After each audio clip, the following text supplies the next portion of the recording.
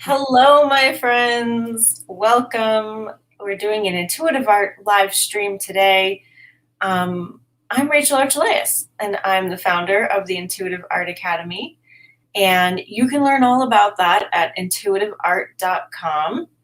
And I have Carrie Roldan with me, who is our certification coach, our business BFF, and she does so much because she's a genius and she's awesome, and I love spending time with her. So now we get to do that all together. So if you're here and you want to introduce yourself or tell us where you're from, you can do that in the chat. I will say hello. Thanks so much for being here. And if you're on the replay, thanks so much for being here. We just love chatting with you about these topics that it's harder to find friends to want to talk about with, right? Carrie and I have a group where we lead conversations like this called the Multidimensional Abundance Coaching Group. But we're also in a group like this that Carrie started, I think, almost 6 years ago, that I've been a part of. And it's just nice to have a place to have this conversation where you don't have to feel worried about bringing something up or sounding weird. So feel free to join in the comments in the chat. And be as weird as you need to be. We're totally cool with that. And yeah, it's okay. This is super fun because just before we went live, I was like, Rachel, what are we talking about? And then I'm like, wait, don't tell me. Surprise me with the topic. So I don't even know what we're talking about today, but I'm super excited to be here and have this conversation with you guys.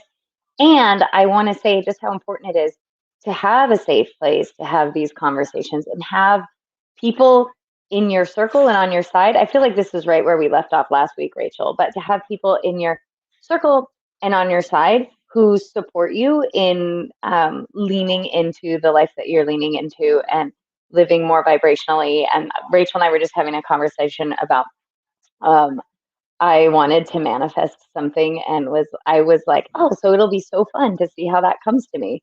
And then Rachel, who's in my circle, is like, it's going to be so fun to send that to her. And that was really, really fun. So it is great to have a community of people to do this with. So thank you for being part of our community. Yeah. Okay, what are we talking about? I know. Are you ready to find out, Carrie? Okay. Yeah. So the title of today is What You Want Wants You.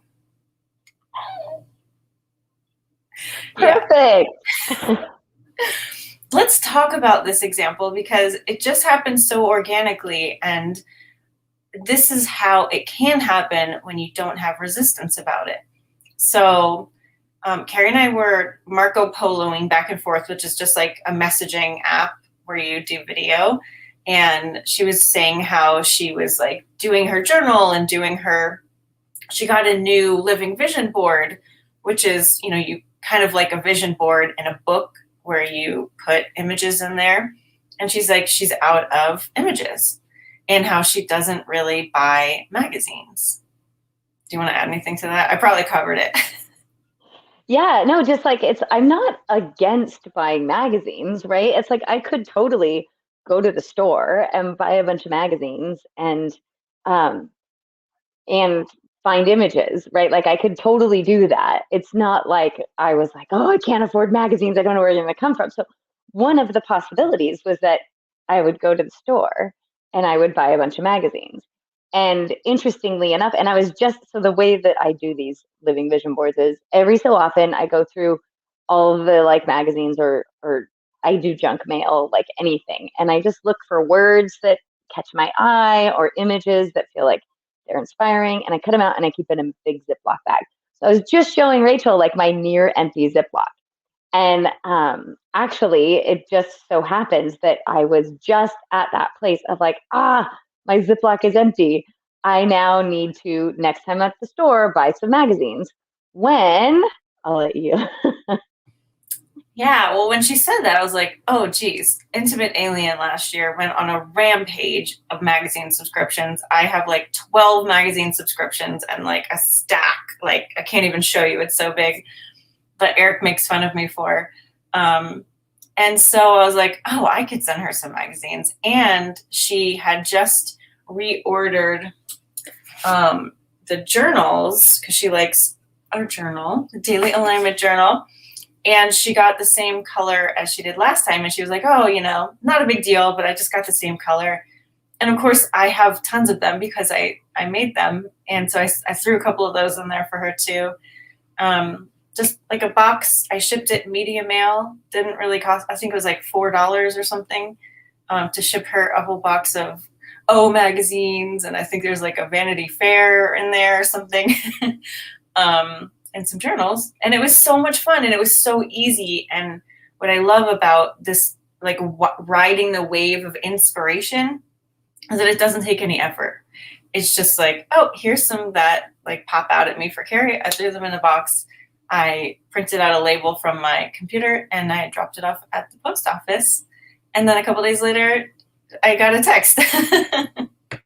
And it was so fun for me because I was just like literally that morning had used the last decent image. I had one more image in my Ziploc bag, but I tried to put it on the page and I was like, that one. So like I was in the place of like, today's the day I'm going to need to do that. And of course, it wasn't like a day where I was planning on being at the grocery store or CVS or 7-Eleven or anywhere where they sell magazines. And I had sort of forgotten about it because this is a morning practice that I do. And so I was just like going about my day and we got a package and I saw that it was from Rachel and I was actually expecting something else from Rachel.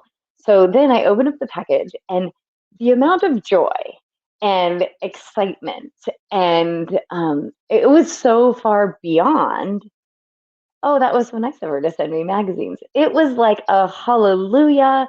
This is total manifestation. It, complete surprise and delight. And then above and beyond, like, holy crap, there's alignment journals in here too. And I know practically, like, oh, it really wasn't that big of a deal for Rachel to do that, right? Like, I know practically it was not a big deal for her to throw a few things in a box and send it. But it was like a freaking miracle in this household, right? Because I experienced it as how things work. It was validation of like, ask without resistance. I wasn't asking Rachel for magazines. I was asking without resistance for stuff to show up. And I even said, oh, it'll be fun to see how this plays out, right? Like, and so it could have been really fun for me to go to Target and like buy a bunch of magazines, but it was way fun to receive them when I wasn't expecting them. And then to have the bonus of the alignment journals in there was like over the top amazing. And what that did was validate everything else that I've asked for is also coming to me, right?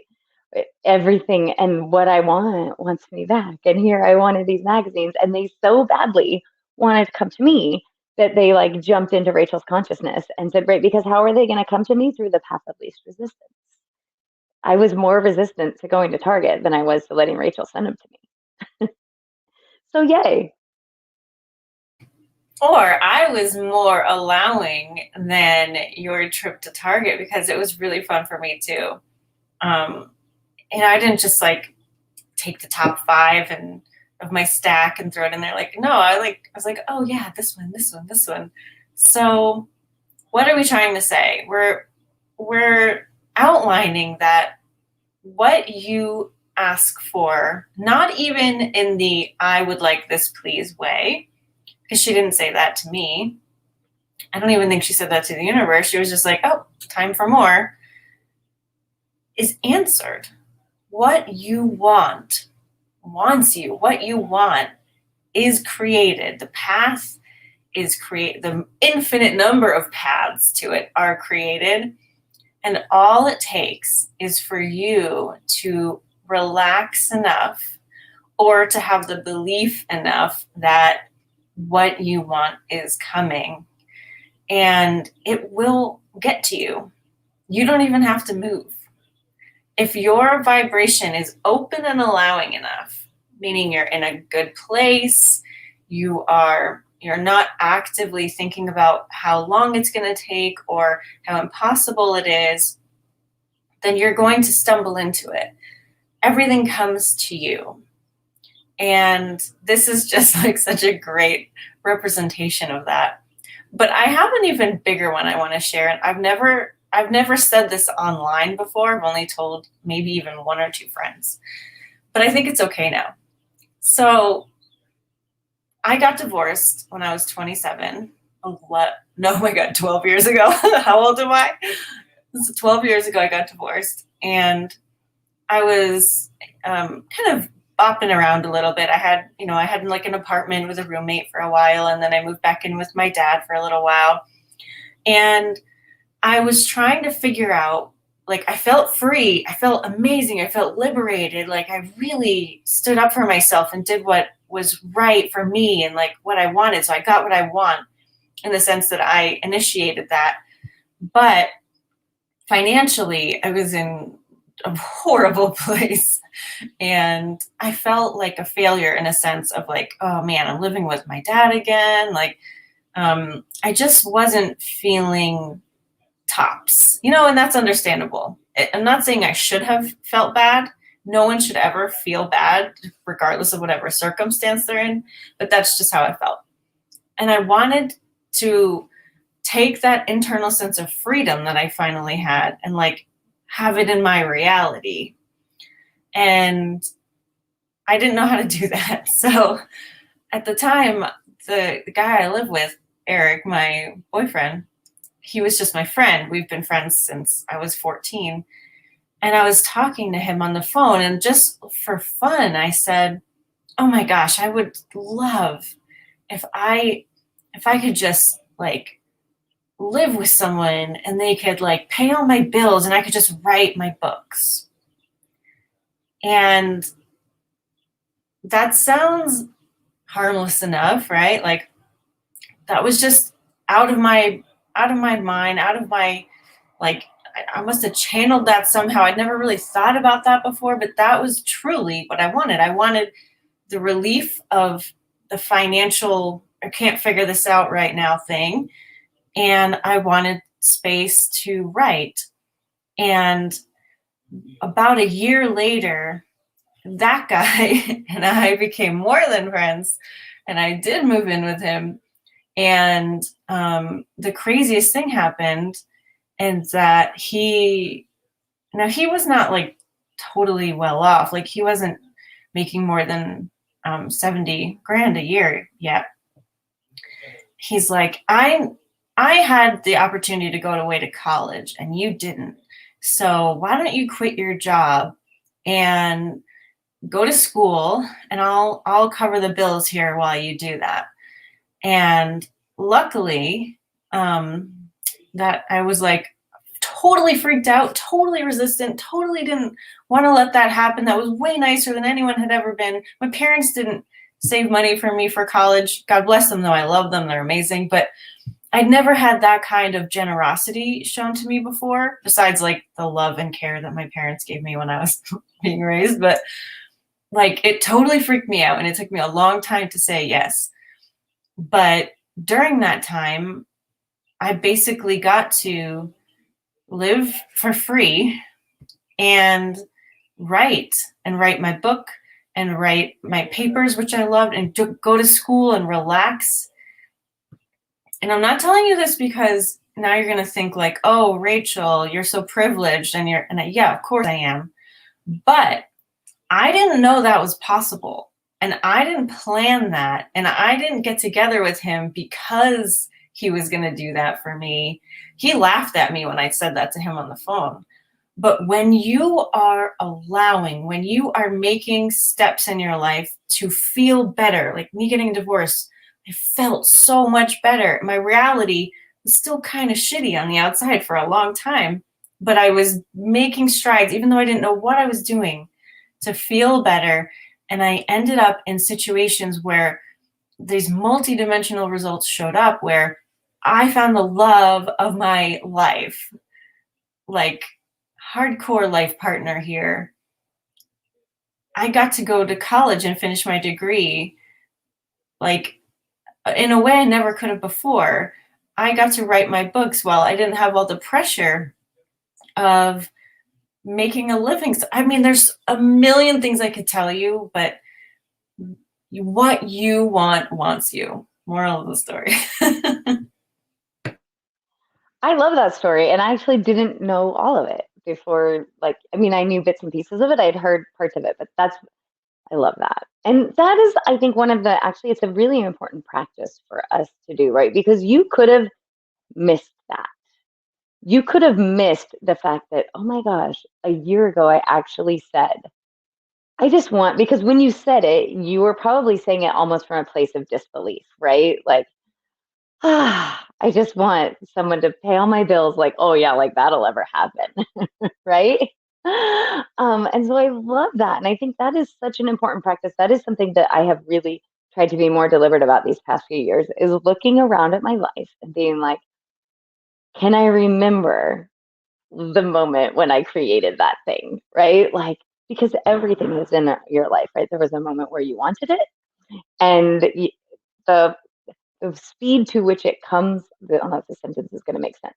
The speed with which it comes to you, yes, uh, is totally dependent on your level of allowing or resistance, right? So when Rachel said that, it didn't happen like the next day, right? I Because forgot she to was mention he was still married too, so it wasn't like asking him or anything. It was just like he was dating. right, but like you said it, you were not in a place of allowing it when you said it, right? But your desire was greater than your resistance over the course of a year.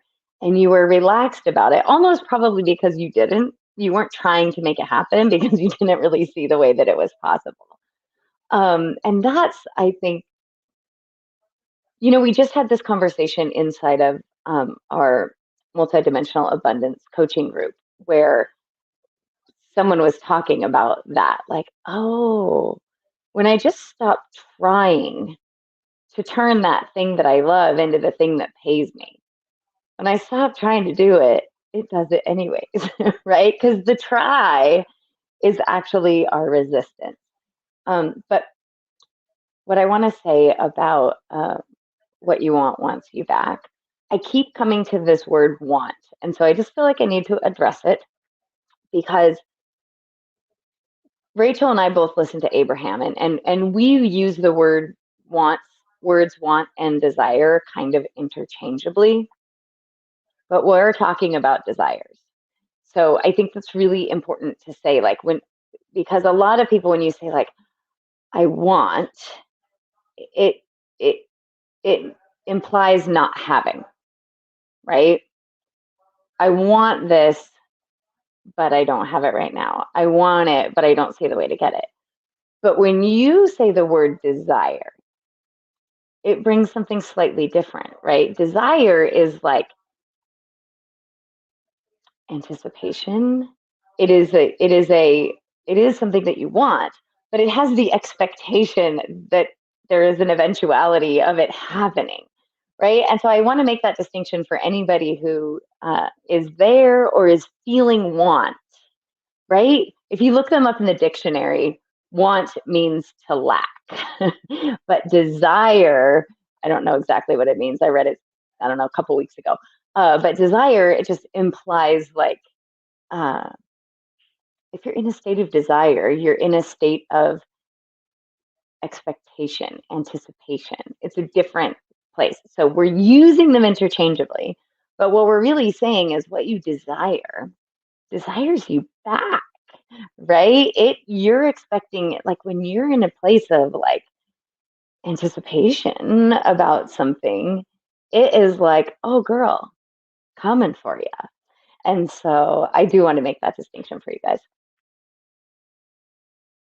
Ah, oh, there you are. You're muted, Rachel.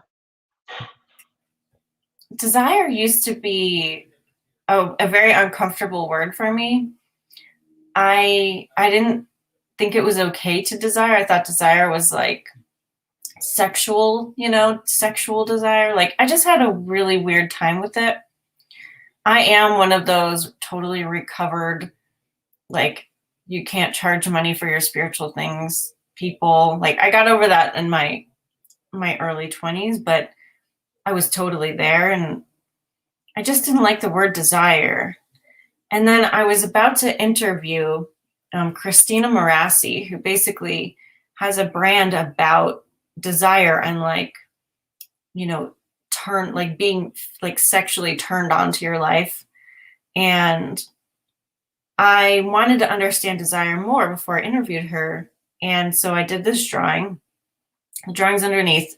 But what it said to me was what it says on there. It says, desire creeps from one place to the next, drawing you closer to wholeness and truth.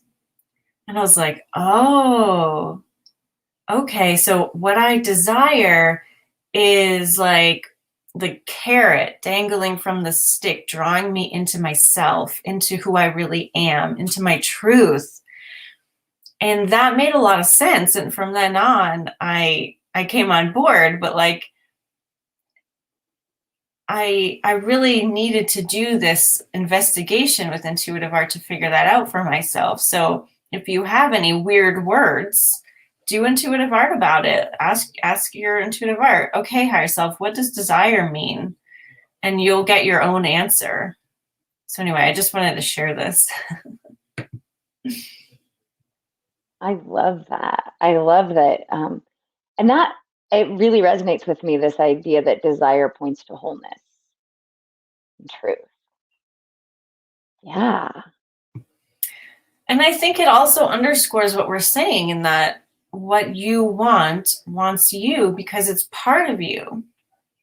Once you want something, it's created. You can't see it sometimes, but it's living with your higher dimensional self.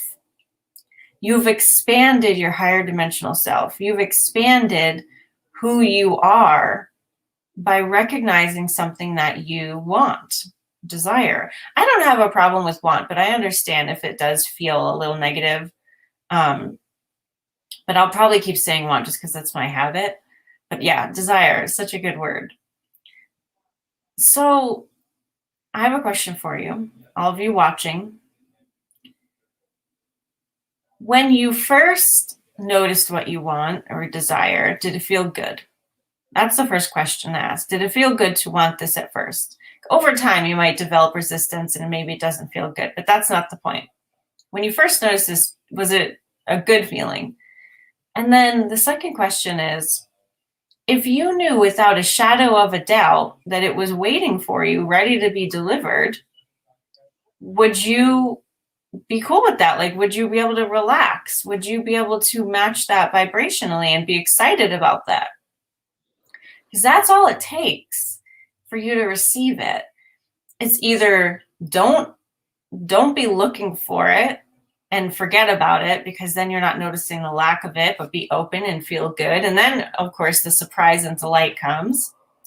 Or if you are thinking about it deliberately, are you excited about it? Are you positively anticipating that? Are you like, yeah, this is awesome. I'm so excited about this, because that'll work too.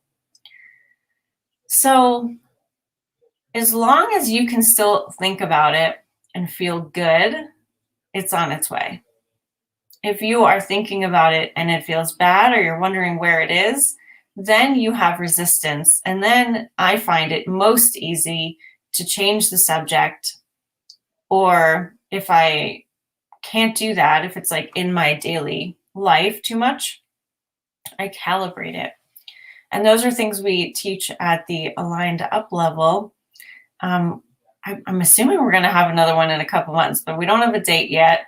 Of course, you can also listen to Abraham's stuff, because that teaches a lot of what we go over as well. Total shout out to them. I dedicated my daily alignment journal to them because, Esther and them have created this vocabulary that we get to use. So, yeah. So how does that land for you? Like, okay, think about something that you like and you want right now, even if it's really huge. If you knew without a shadow of a doubt that it's been created for you and is ready for you, how does that make you feel?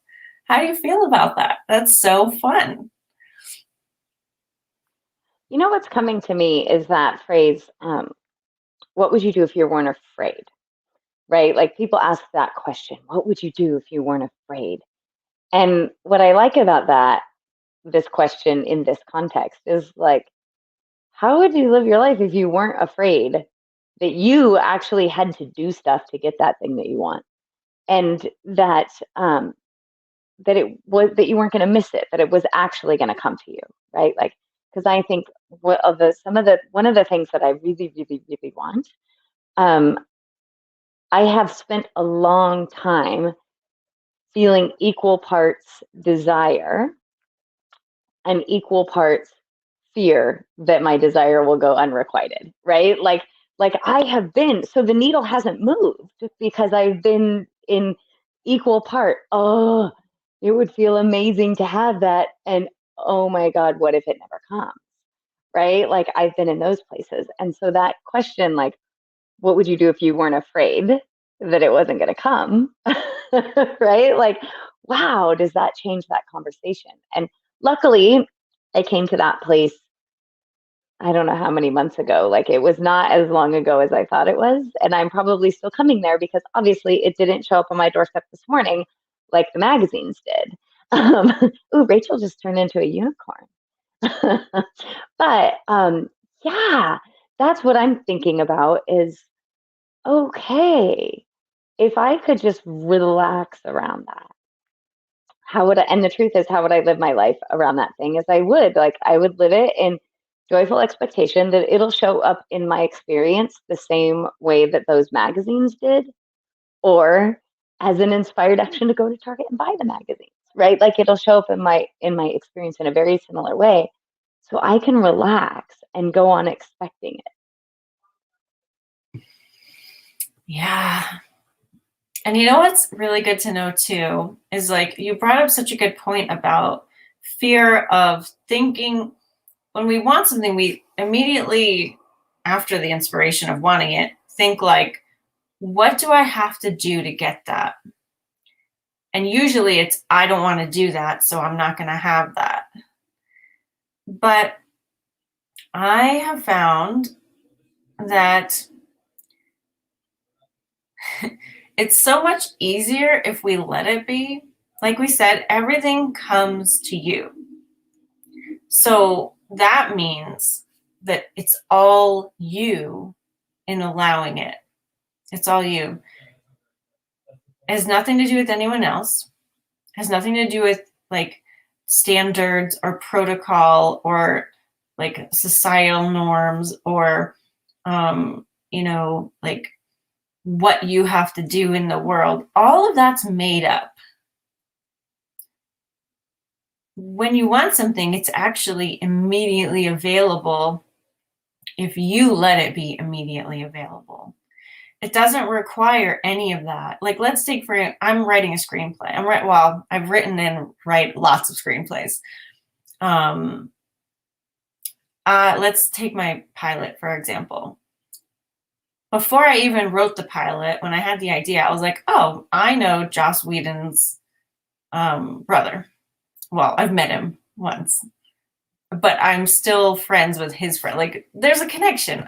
And that Joss Whedon, like, created and produced Buffy the Vampire Slayer and all those things. Like, it's a fit genre-wise.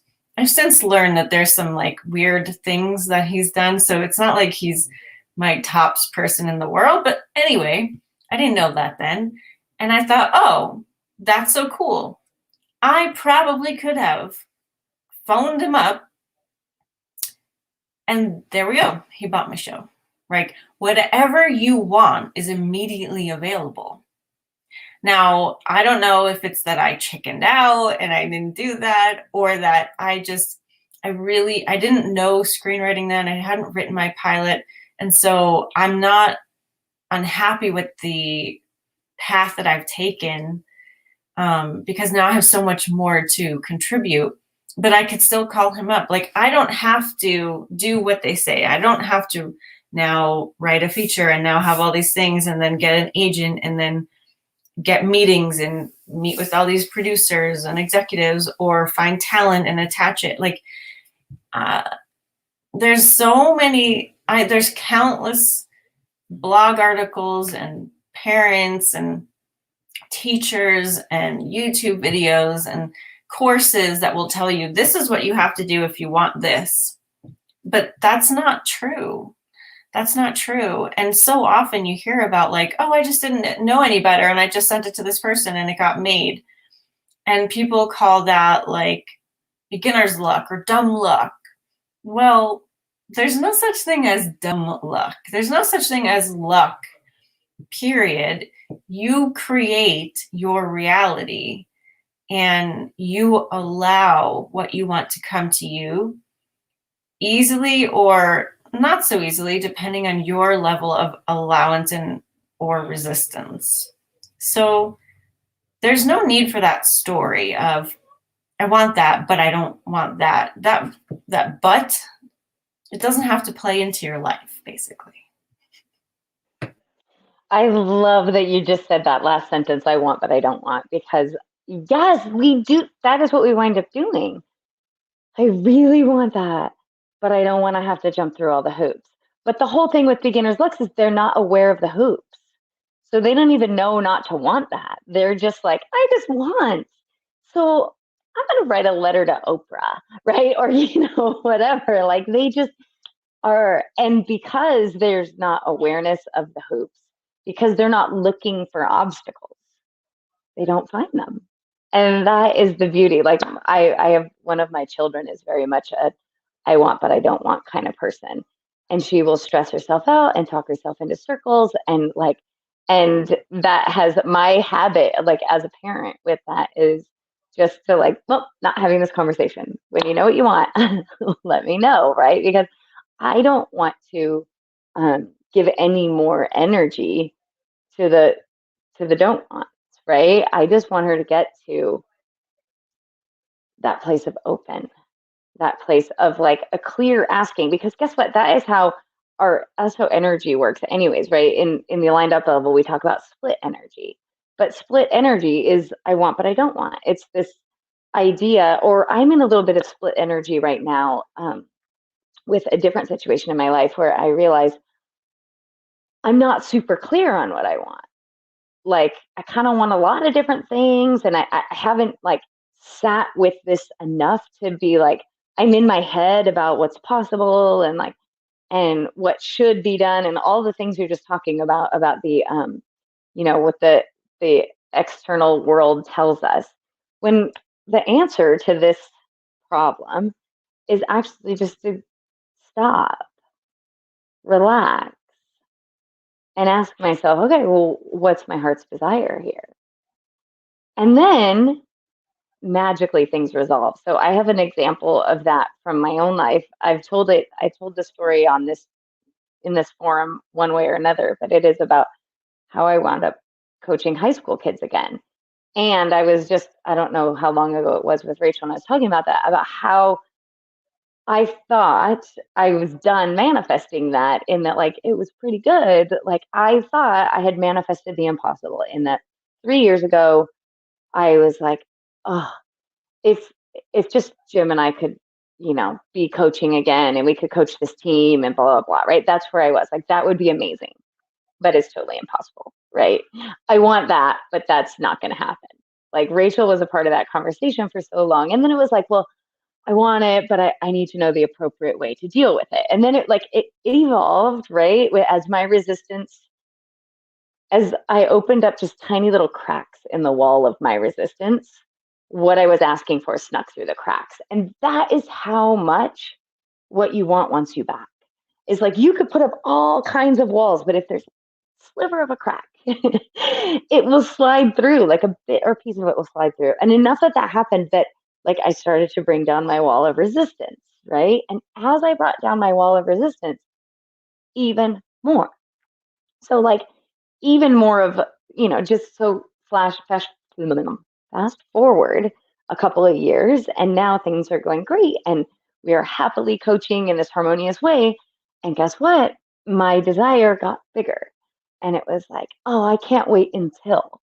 So I did notice it went from I want but I don't want, right, to like, oh, wouldn't it be amazing if, again, totally seemingly impossible, where it was like, oh, if I could coach alongside this person and that person, these people who I really respect and admire and think like, I mean, that would be beyond amazing, but super impossible.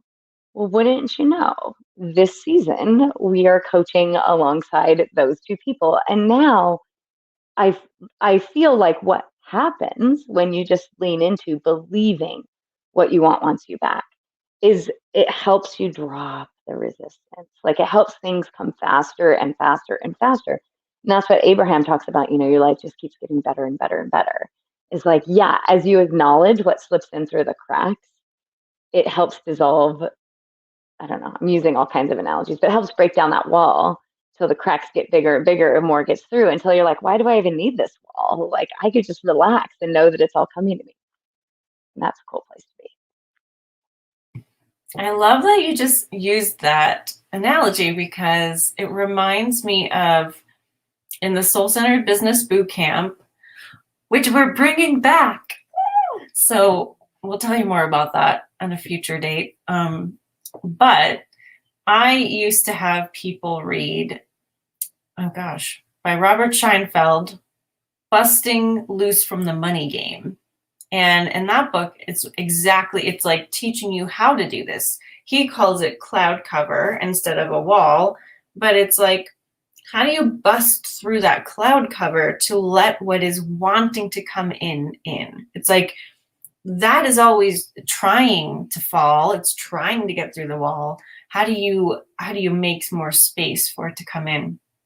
So I haven't read that book in many, many, many years, but if you want, and I don't even know if I would necessarily resonate with his process anymore, but give it a shot if it feels helpful to you, Busting Loose from the Money Game. But yeah, like for years and years and years and years and years, whenever I'd ask my higher self, how do I get to that future self? I always saw myself here. How do I get there? Which I don't know if I've ever really totally recognized that before. Like, yeah, this is where I was when I was talking to myself all those years ago. I would ask, how do you get there? How do I get there? What did you do to get there? And the only word I would ever get was relax, relax, relax, relax. And nowadays I do a lot of relaxing and things just keep getting better. And I find the more that I invest into my relaxation, like with my muscles and stretching and my breath and meditating, my mind, like all these different practices really add up so that I do have very minimal shielding, and so that I am receiving the inspirations that help these things come to me and help me maneuver around the resistance, because the resistance is always going to be there. That's just how we're made. Like, we're made to absorb all these limiting beliefs that are around us. We don't have to go and address those now. Like, if something comes up in our face, then yeah, we can deal with it. But usually we only see them when we're no longer resonating with them, and so they're leaving. But relaxing has, like, taking that seriously, like it's a serious practice to relax, has really changed how quickly things come to me. I actually keep track of that. Like, so I mentioned, and you guys, actually, I'm going to look. So I use a product called the Living Vision Board, and I am like a beta tester, but I do think it may be available to the public now. So we'll let you know, and we'll get you guys a link for sure, because in my Living Vision Board, one of the things that it has a habit tracker, and relaxing every day is a habit that I track. Dreaming every day is a habit that I track. These are like key performance indicators in my life and in my business. They're not just like, oh, it would be nice if I could relax, but I'm too busy, like out doing all these things. It's like, oh, I fully recognize when I relax more, when I dream more, my life gets better and I make more money and like things work out. So I like take this super duper seriously. And I got to tell you, you use the words future self, and I like almost stopped listening and want to give everybody. So, Rachel, I'm going to ask you to type this in the chat if that's okay. If you go to http:// the beginning of every website, carrieroldan.com/future self, there's a meditation there just for you from me that is so powerful, because one of the things Rachel and I, we sort of take for granted how easy it is to get in touch with your higher self, how easy because we've been doing this for years and years. But if you're like new to this whole practice, it's a beautiful meditation that actually merges your energy with the energy of your future self. And she or he will tell you what you need to hear. And a lot of times it is just relax, bro, it's all working out. like, but it's a really valuable conversation with your future self. So if you're down for that, carryroldan.com/future self, grab it. You know what I love, I think, the most about relaxing? Because I really am like a doer. Like I want to be in the garden and I want to be sewing and I want to be painting and I want to be writing and I want to be talking and I want to be like reading and I want to be doing everything. I love living on this planet so much. But getting into a mode where I'm actively relaxing and taking it easy, it allows me to hear the next version of these things that I love to do. And I find that if I'm too active, even if all the things I do are amazing and I love them, there's like a low level stress in my body that hinders the bigger picture oftentimes. Like, and when I'm relaxing, I can tap into it's stretching. It's allowing me to stretch, like literally, and feel the bigness of me, the bigness of what I'm capable of. It allows me to catch up with myself and actually feel like, oh, I'm capable of more. I can do more. And it's this bigger version and it's this bigger creation and it's using more of me. And like, that's where the new level of fulfillment can come in. So it kind of, when I'm doing, that feels really good until it doesn't.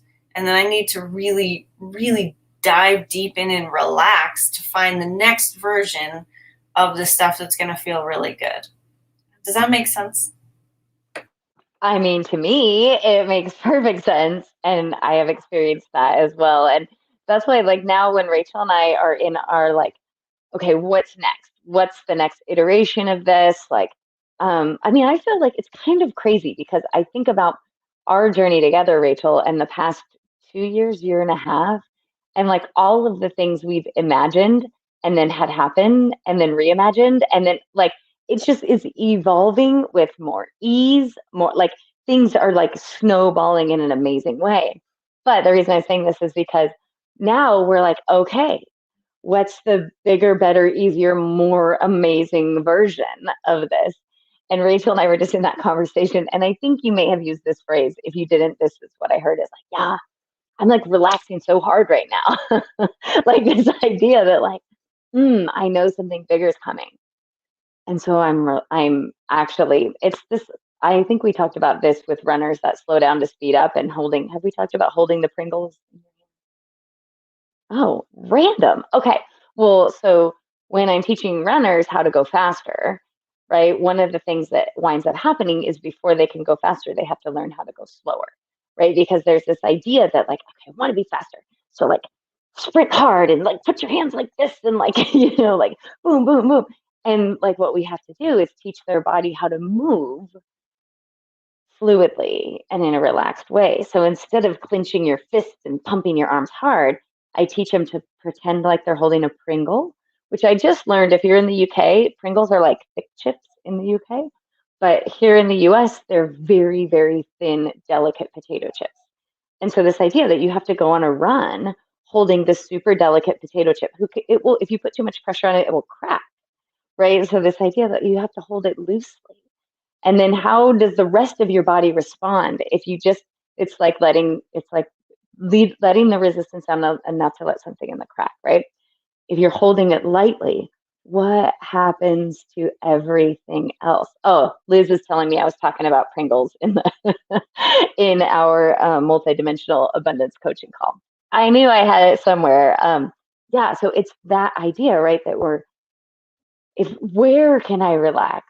to allow more relaxation, to the place where you're like, bro, I'm relaxing so hard. Because I just had an athlete ask me yesterday, how's my running form? And I was like, you, sir, have amazing form. And he's like, well, then how do I get faster? I was like, yeah, now you got to relax. Like that was the answer. You want to be faster? You relax more. You want to speed up manifestation? Relax more. It sounds counterintuitive because we've been taught you go at it and you go at it hard and you go at it and you don't take no for an answer and it doesn't mean that's not true, right? Like you can run relaxed really fast. You're still going for it. At just no point are you fighting against yourself. And I don't know if I've explained that well or not, but I see Rachel nodding. I get it. And I feel like this is so, I never thought about this before, but I mean, I've experienced that with running. In my 20s, I ran a lot and I lived on the beach. And sometimes I would do yoga and meditate before my run. And whenever I did that, I could run a lot longer and farther and with more ease, and I could breathe better because my body was relaxed. And it was so jarring when I hadn't done that. And it was like, oh my God, like, am I even a runner? Like, how can I even? It was just amazing. But made me think of promotions at work. I was always the like super high achiever employee, did everything and more. People would pile things on top of me. I'd get more responsibilities. I never got promoted, ever, because they wanted me right there doing all that work for that little money. But the people who did get promoted were the ones who would like sit at the desk and do their work really casually. And I'm sure they were good and competent, but they weren't going out of their way to do three people's jobs, right? They were doing one person's job in a relaxed manner.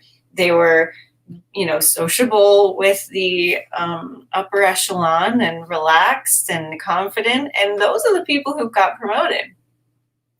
So I think this is just like so universal, not because of how you appear to other people, right? But because you are in a relaxed place with your arms down, your shielding down, and you can receive. You can receive. And there's probably a bit of worthiness in there too, where if you're over delivering and over complicating and right, like burying yourself in resistance and doubt, it's so much harder to let the good stuff in. I even know, like, how do you take a compliment? Are you like, oh, it was just 99 cents, or oh, I got it on sale, or oh, you look good too, right? Or are you like, oh, thank you so much, and letting it in? So, we're not done yet, but what a good conversation about how to get what you want, not only what you want wants you. Well, so here's the thing. It totally does want you, right? I have another story, and sometimes I could get so lost in telling the story that I forget the point. So I want to start by telling you the point, and then I'll tell the story. So the point is that what you want wants you back, and that what's keeping it from you is your beliefs around how it has to come, right? Or your belief. That's the whole running with tight fists thing. And if you could just hold it loosely, man, everything comes easier. So, um, my husband recently got a new job, but before this new job happened, there were years of wanting a few different things in our life, right? Sure, wanting more money, wanting to feel valued, wanting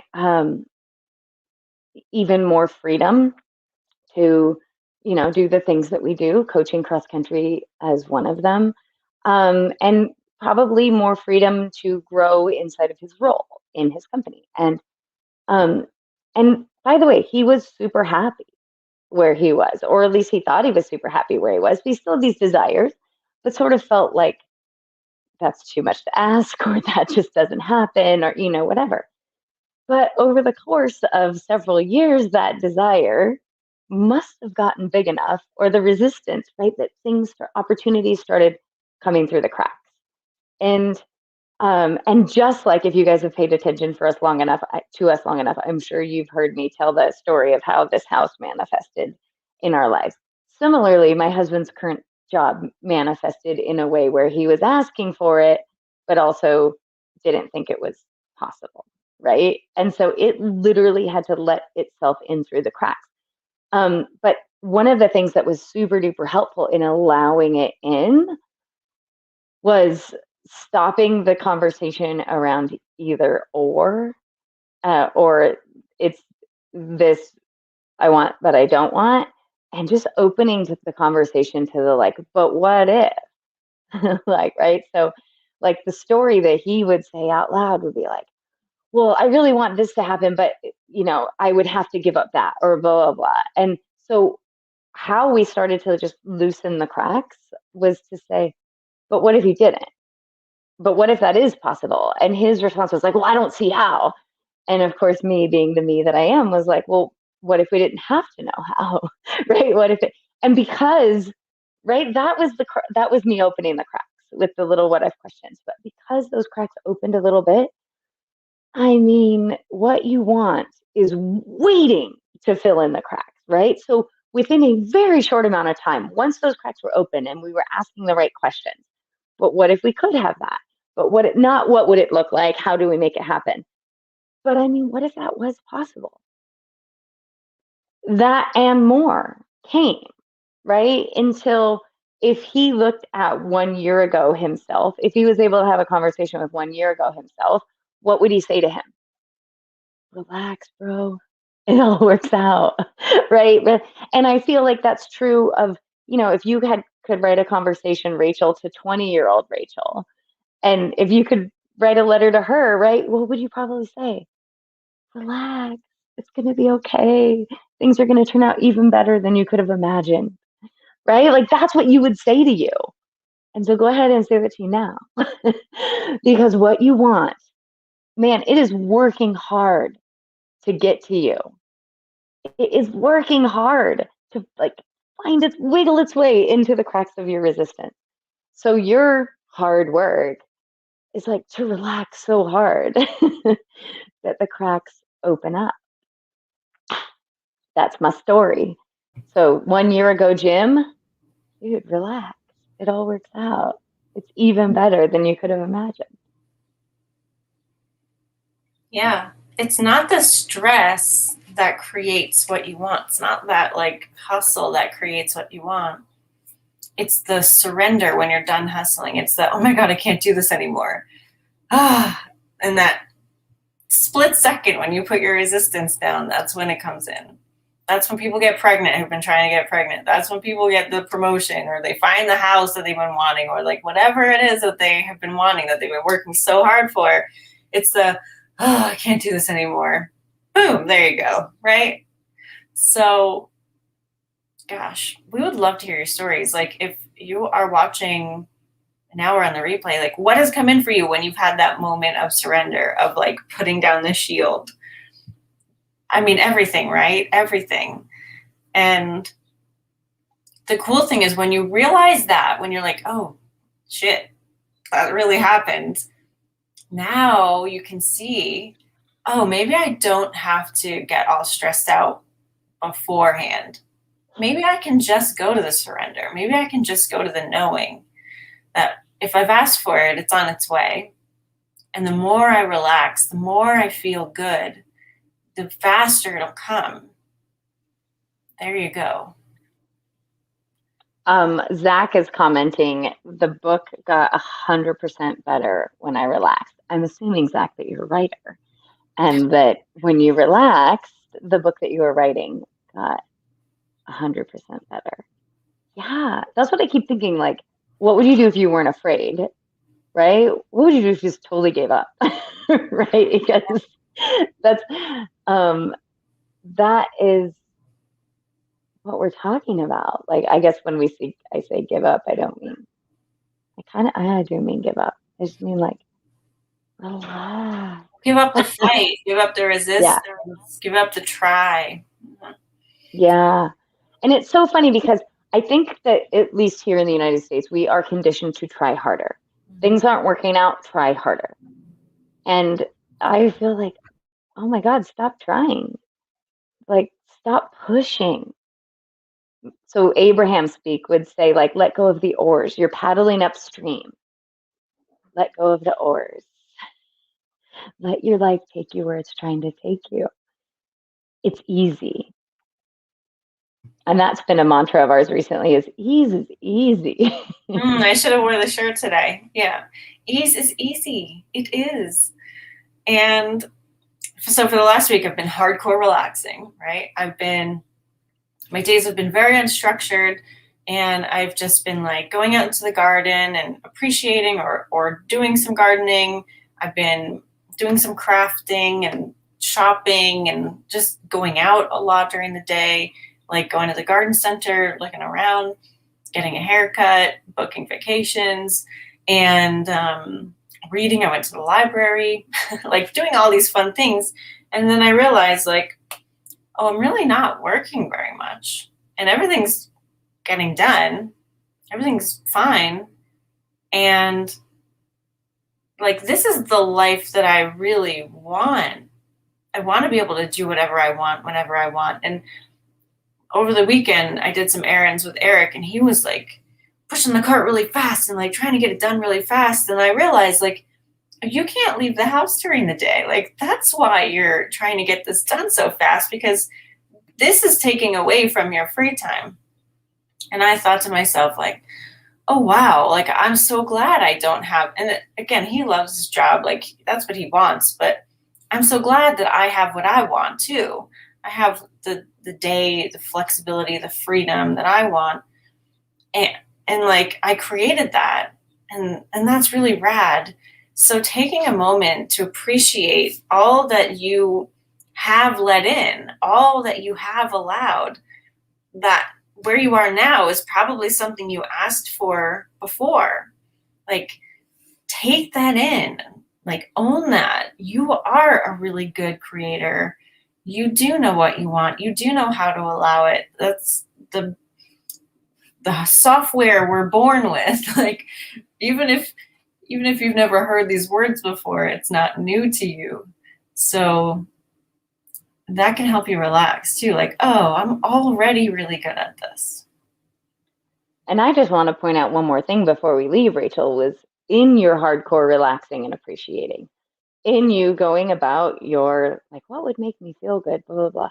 There was this question mark in your business in terms of like, how is that going to work, right? You weren't trying to solve that problem, right? There was no try, but there was a question mark kind of out there. And as a result of all that relaxing, boom, answer.